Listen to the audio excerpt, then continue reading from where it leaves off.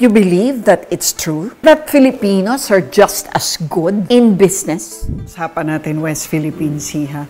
Saan panig ka? Alam mo, sagot ko dyan. Ako, malaki ang utang na loob ko sa bansang ito. Hindi mo na kami taga rito. I'm 100% Chinese, no, by blood, but 101% Filipino by heart.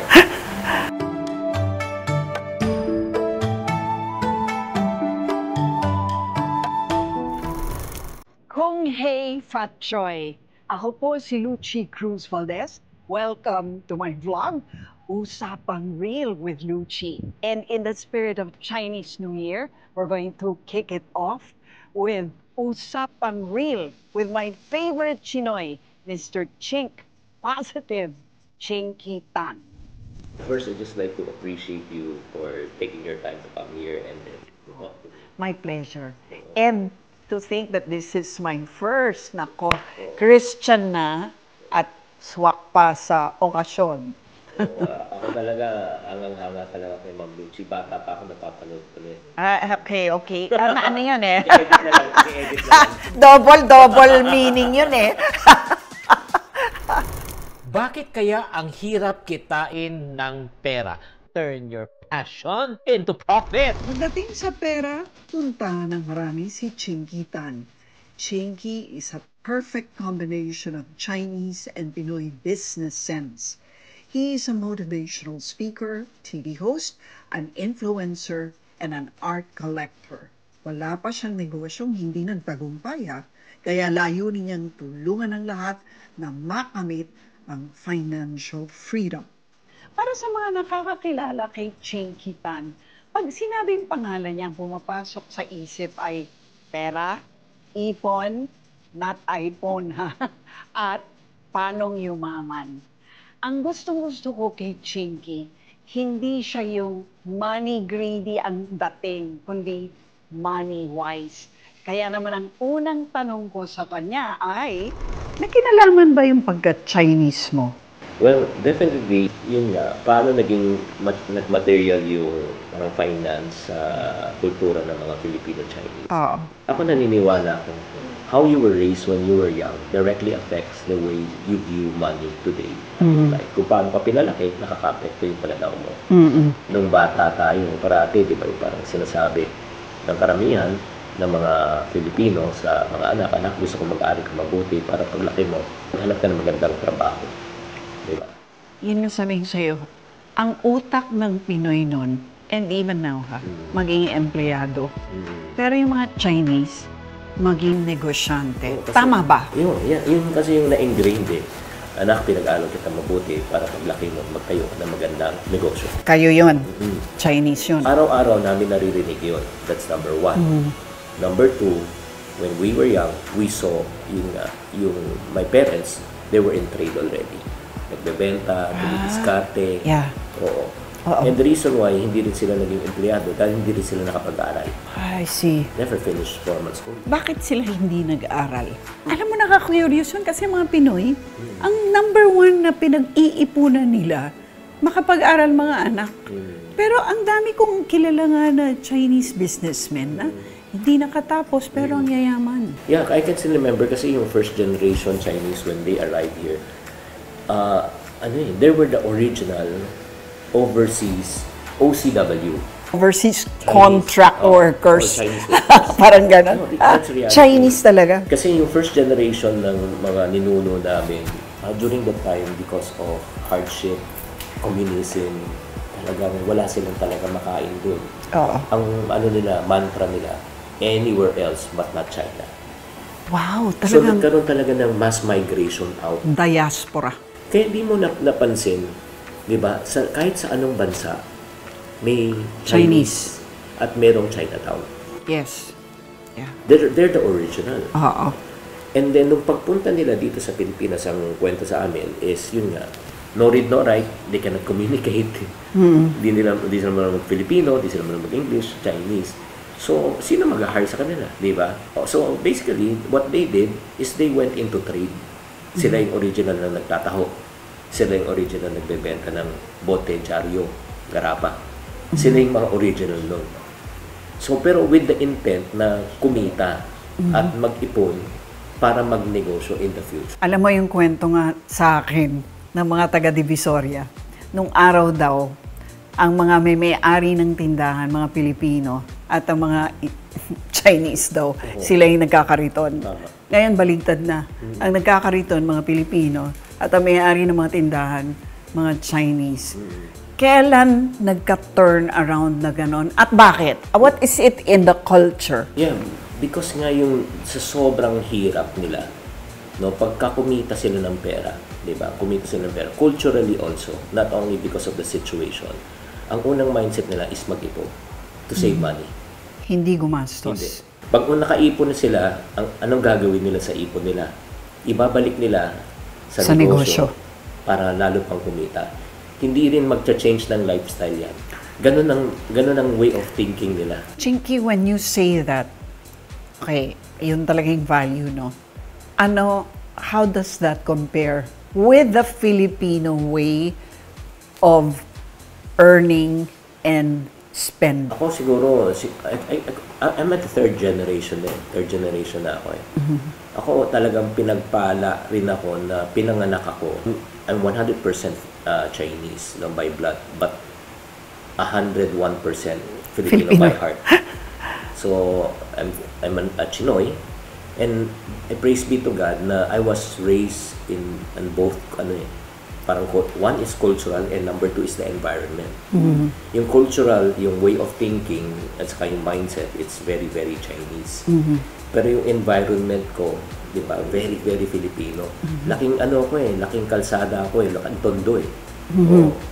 Very Chinese pag sinabi mong tondo. Oo, hindi ako, pero ito lang, Ma'am Lucy, hindi ako lumaki sa farm, no? At saka hindi ako nag-homeschool. At kilala ko yung mga classmates ko. Gusto ko lang iliwanagin yun. So, laki akong touch taya, basketball, tagumpong, trumpo, di ba? Lahat. Yung hindi ko makalimutan, uuwi ako na meron ako 3 kwintas na libag. Di ba? So, because of that environment, and during the time when I was growing up, I never realized that we were also poor. Teka, ito nga tatanong ko kasi yung impression ng marami, basta Chinese, mayaman. Or hindi man mayaman, pero may pera yan. Hindi yan nagiging pobre. Totoo ba yun? Hindi totoo yun. Kasi parang hindi naman lahat ng Pilipino mahirap. May mga Pilipino rin. Hindi, pero baka mataas lang yung standard mo. Meaning, sinasabi mo na mahirap kayo, pero anong mahirap sa inyo? Kasi iba-iba rin, di ba, relative eh. Yes, ang kahirapan naman depende sa tao yan. So, going back to yung sa story ko nga, I never realized that we were poor. Kasi nga, lahat ng kasama ko si Boy Negro, si Boy Pana, at saka si Boy Uhog. Hindi, yan yung mga yes. Yung mga kalaro ko, mga taga-squatter, yes. Diba?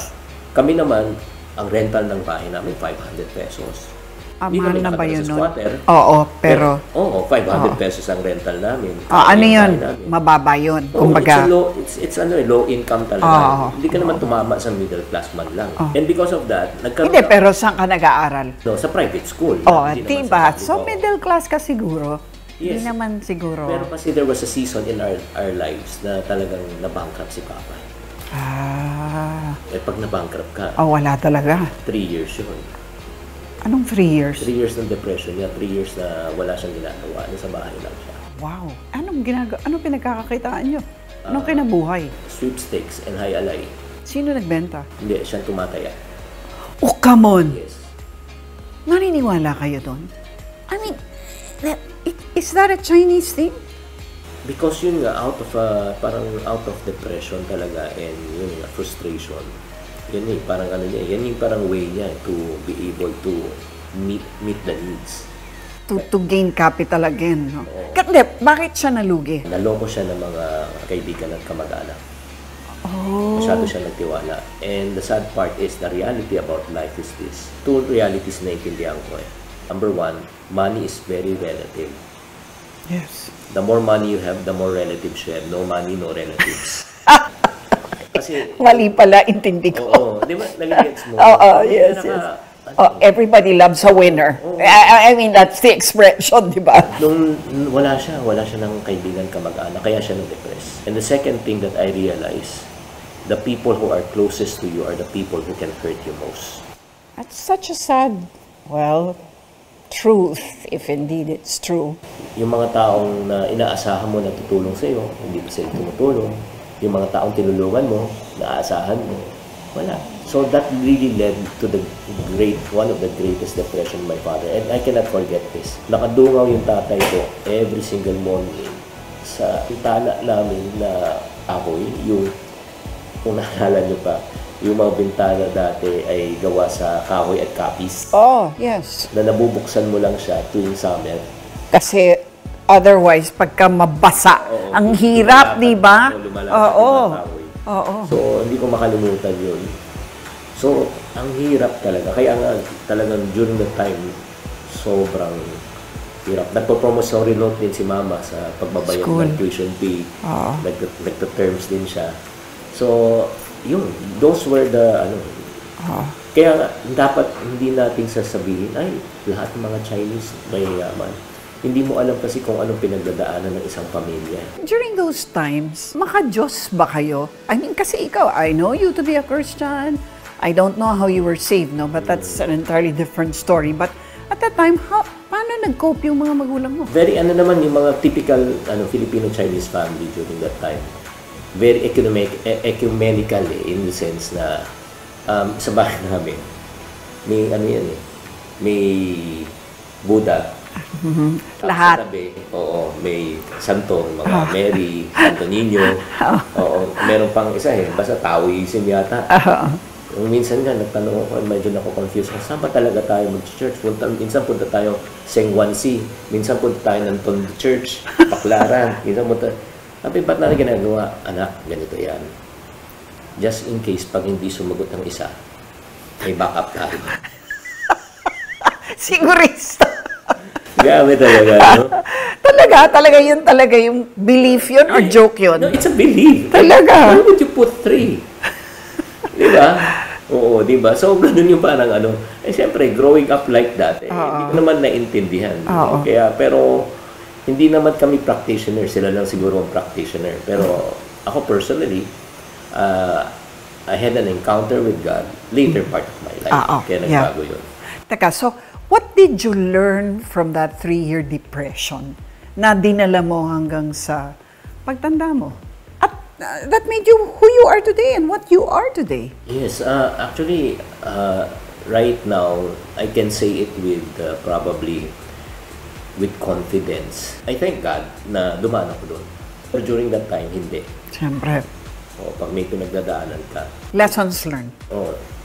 Yun nga, yung parang number 1, siyempre, age 12. 12 years old ako na grade 6, hindi ko makalimutan yun. First, yung mga realizations ko muna, bago yung lessons learned. Mahirap maging mahirap. Ibang tingin sa'yo ng tao pag wala kang pera. Sa school, may grouping siya. Yung mga mayaman magkasama, middle class magkasama, mahirap magkasama. Minsan deserve mo, pero hindi ka pa rin kasama. Kasi wala. Pero nakita mo ba sarili mong bumaba ng level? Bawa, nung may pera pa tatay mo dito sa mga mayaman. Pero nung nawala na ng pera, bumaba ka ba dun sa mga... Kasi nga ito yung weird part Nung nagkapera ang papa ko, medyo hindi pa ako conscious Okay. Hindi pa yung conscious. Bata ka pa? Too young. Too young. And then, yun nga, pinapakita lang sa akin mga pictures. Nag-abroad daw kami. Pinakita sa akin picture. Hindi ko na mamala. Clueless ako. Pero yun nga, nung nagkamalay na ako, dun pa naghirap. So talagang tinuturuan ka? So, that's number 1 realization ko. Okay. And yung isa pang realization and revelation ko, I don't like family reunion during that time. Kasi? Yung mga may kaya sila unang kakain, yung mga wala, huli kayo kakain. Rule ba yan? Culture ba yan? Mararamdaman mo Kasi kami may larong bata, yung magpipinsan. Kasi inuuna talaga yung mga may kaya? Even in the family? Hindi naman inuuna talaga. Pero mararamdaman mo na may priority sila, di ba? Kasi sila yung So, yung discrimination, the word is the discrimination. Na-experience ko yun sa school, na-experience ko yun sa relatives. And it really made me feel like a worthless person. And that's the reason why nagkaroon ako ng realization that I have to do something. Kaya nga, at age 12, I told myself, I want to become wealthy and rich. So did I start nung graduate ako, at young age of 12, I went into sales. Paano? Toilet paper, first venture ko. Bakit toilet paper? Because my mom is selling wholesale. Okay. Toilet paper. I was selling retail. Tinutulungan mo siya. Technically, hindi ko naman tinutulungan kasi it's for my own income naman. Okay. Yung parang... At 12? 12 years old. I was selling to my classmates, teachers, principal. Hindi ka pinagtatawanan na nagtitinda ka ng toilet paper? Sinabi mo. Kaya nga binansagan akong toilet paper boy sa school. Really? Yes. But during that time nga, di ba, syempre, elementary ka nun and classmates are cruel. Hindi ka nahihiya? Parang, or nahihiya ka pero mas kailangan mo yung pera? Yeah, yun tama ka eh. Parang, ngayon nga, parang na-realize ko pag nagbibigay ako ng session, maraming taong nahihiya magbenta.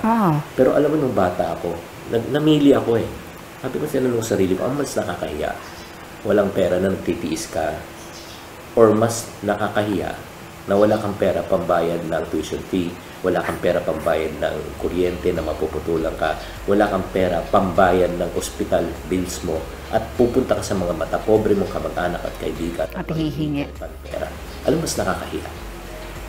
So during that time, imagine mo 12 ako, may consciousness na ako ng ganun. Ang galing. So I chose the lesser evil. Oo, okay lang na pagtawanan ako. And truly enough, yun nga, those were the hard experiences. Kaya nga nagpapasalamat ako during that time nung nagbebenta ako ng toilet paper. Sinabi sa akin ng mga classmate ko, yun nga, totoo bang malambot to? Oo. Kasi sabi ko, uy, Okay. Paano magbenta ng toilet paper? ito, sinasabi ko sa kanila, uy, patayin nyo to sa parents nyo, malambot to, promise hindi to nakakasugat ng puwet.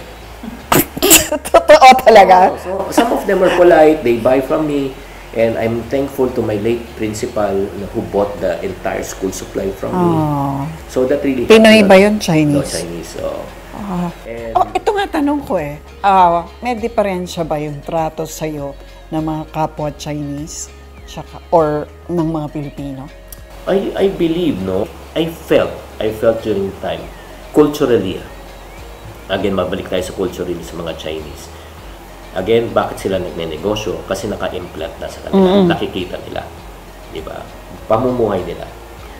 Sa Pinoy naman, di ba, naka-implant niya sa mind na magtrabaho. Kasi yan ang experience lang. Professional. Ganun eh. Oo. And then likewise, in terms of support. Pag ang mga Chinese nakita ng isang bata na nagbebenta at saka nagpupursigi sa buhay, sumusuport. Believe sila doon eh, no? Tawag nga sa akin, Chiquito eh. Okay. Diba si Chiquito? Yes. Chiquito. Kasi Yes, pag yung bata si Chiquito, I can never forget also, I'm really so grateful and thankful. This man inspired me a lot. When I was in, high school, I owned a video shop. Really? Nagpayo ka? Yes, video shop. Ng mga Rental. VHS? Betamax oo. and VHS. Oh, wow. Tanda mo na. So, during that time, Betamax.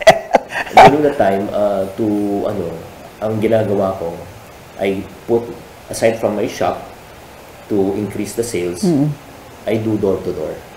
Oh, wow! So, dinadala ko yung mga Betamax ko. Correct. Ng bag. Tapos, umakyat ako ng building, iniisa-isa ko. Talaga Yes. lang. And I can never forget si Mr. Joe Cedeño. No? He used to be a coach for a school. And every time when he goes there, may mga iba napapanood na niya. Oo. Pero inuupahan niya ulit. Oh. Bayad. That's Sobra sweet. akong natatouch at naiiyak. Hindi ko, Tito Joe, na-read ko na yun dati. No, I just believe in you. I just want to support you.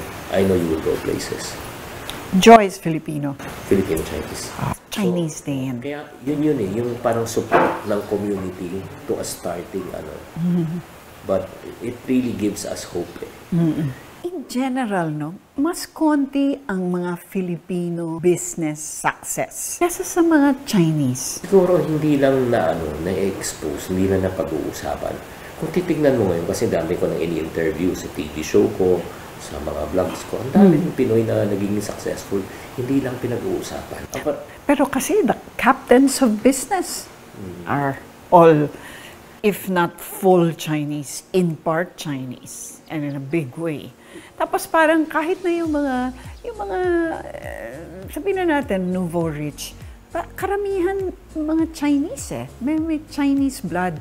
Tsaka pag sinabi mong negosyante yan somehow, di ba, Chinese kasi. Oo nga, kasi nga, yan yung perception natin. Parang, perception lang ba yun? It's really a perception thing. Talaga? Kasi like for example, kasi iba yung perception sa truth Oo naman. Kasi ang perception may be not the truth, pero yan Yes, ang alam mo. yes. Diba? But you believe that it's true? Yeah. Na that Filipinos are just as good in business? No offense, man, pero Filipinos are better. No kidding! Na misguided lang Yung creativity at saka yung galing, minsan nagagamit sa maling bagay. Example? Sa panluloko ng mga ibang tao. Hindi, pero lahat naman ganun I mean, you know, it runs across cultures, di ba, yung panluloko. Pero in terms of the business savvy, business wisdom, business decisions, when to invest, how much to invest, etc., you think Filipinos are better? Kasi parang we were not brought up to be businessmen. We were brought up to be professionals. Yeah, the problem is this. Ito yung na-realize ko na habang ino-observe ko. Yung mga Filipino-Chinese, when they started from nothing. Okay. Zero talaga. Talagang para sa kanila, yung parang they're willing to take risks. Risk takers sila. Yeah. Kasi they have nothing to lose. Pero ang mga Pinoy, they want something na yung parang comfort Yung parang safe. Yes. They're afraid really to take risks because they have fear of failure, fear of rejection, fear of what other people might say. Uy, nakakaya naman sa ating bahay. Diba? Parang pinapakita natin, naghihirap na tayo. Totoo naman, naghihirap tayo. Tsaka may takot. Paano kung malugi? Ito na talaga, ito lang meron ako. Tsaka parang nag-aantay lagi na dapat malaking kapital, deep pockets, parang ganun dapat. Sige, siguro before the deep pockets and everything, I would like to bring up again, this is not an endorsement of any person, but I once attended a public speaking event and there was one person who mentioned this billionaire siya. He's the first Filipino brown billionaire in the Philippines. Kasi sinabi niya, hindi ko maintindihan tayo mga Pinoy, bakit tayo natatakot na magnegosyo at sumubok? Ano ang mawawala sa atin? Walang-wala na tayo at the first place. Nothing to lose. Oo, nothing to lose. Ang dapat daw matakot na magnegosyo, yung mga milyonaryo at bilyonaryo. Kung sila ay nagkamali, milyon at bilyon ang mawawala. Bakit nga raw? Kaya nga, yun nga, because of that mindset, na natatakot ako na mag-take ng risk. Kasi bang malubog sa utang? Just to give you a perspective, in terms of yung personal finance that I teach, there are 5 levels of income para mas maintindihan ng mga sige. When you say level 1, day-to-day ang income. Level 2, week-to-week. Level 3, month-to-month. Level 4, year-to-year. Level 5, decade-to-decade. Tayo? So, ibig sabihin dito, pag umabot ka na dito sa level 4, meron ka ng 1 year na emergency fund. Pag level 5 ka, may 10 year ka na emergency fund. Kahit di ka na magtrabaho ng 10 taong buhay ka. Ngayon, tatanungin ko yung viewers mo at saka sa iyo, on all the 5 levels, sa palagay nyo, ano yung pinaka-dangerous level of all? 1, 2, 3, 4, or 5? Siyempre yung 5, kasi life savings mo na halos yun, di ba? Hindi siya 5. Ano? Kayo, ano sa palagay nyo? Pakitype na lang sa comment section.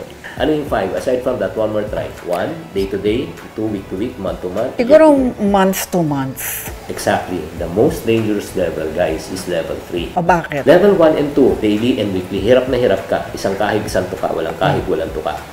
Anong gagawin mo? You will do everything in your power to get out of that situation. And karamihan Yung level of desperation. Yes, level of desperation and survive. Tama o mali? Gusto natin makalabas doon. Na karamihan na Pilipino, at syempre kami rin nag-umpisa, wala. Pero pag umabot sa level 3, nabibili mo na yung gusto mo, nakakain mo na yung gusto, nakaka-experience ka ng comfort, nakakapag-travel ka ng konti. So, most people stay there. ito yung mga swelduhan. Hindi na sila yung parang nagpupursige na pumunta sa level 4, na mag-save enough for them to go to level 4. You know what? You're right. Totoo yan, no? Lalo na, hindi. Depende rin sa edad, Jinky. Depende rin sa edad. Kasi kunyari ako, if I look at my own life experience, nung mas bata ako, at kumikita na ako month to month, di ba? Parang laid back na ako. Pero nakalimutan ko mag-ipon for the year to year. At lalong nakalimutan ko mag-ipon for the retirement, no? Parang may ganun. Pero yun nga, that's the difference between the Filipino-Chinese. Oh, bakit? No, the Filipino-Chinese, right from day one, yan ang tingin. Ito nga,